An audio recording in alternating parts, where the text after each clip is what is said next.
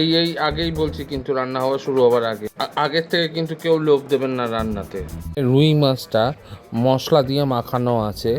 এখানে রয়েছে মশলা হিসাবে আদা বাটা, রসুন বাটা, ধনে এবং হলুদ, সাথে স্বাদ মতো নুন দিয়ে একটু সর্ষের তেল দিয়ে মাছটা মেখে রেখেছি। মাছটাকে মশলা দিয়ে প্রায় আধ ঘন্টা আমি মাখিয়ে রেখেছি। এই রান্নাতে কিন্তু এই মশলা বাটাটা সব থেকে গুরুত্বপূর্ণ। এখানে রয়েছে ডুয়াটি ধনেপাতা, 6টা রসুন, 2টো পেঁয়াজ, সাদা তিল, কাজু বাদাম। মাছে ভাজার জন্য কড়াইতে সর্ষের তেল দিয়ে গরম করা হচ্ছে। গরম হলে পর মাছ ছেড়ে দেওয়া হবে।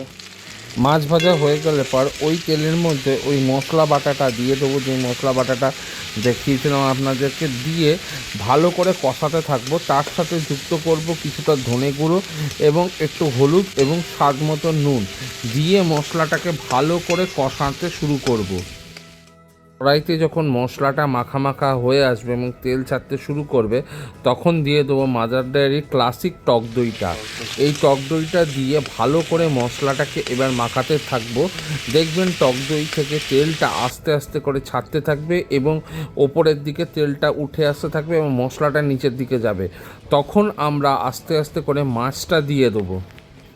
মাছটা দিয়ে একটুখানি কষানোর পর জল দিয়ে দেবো। জল দিয়ে এটাকে ঢেকে রাখবেন কিছুক্ষণ, ধরুন এই আধা ঘন্টার মতো, 15 মিনিটের মতন ঢেকে রাখবেন।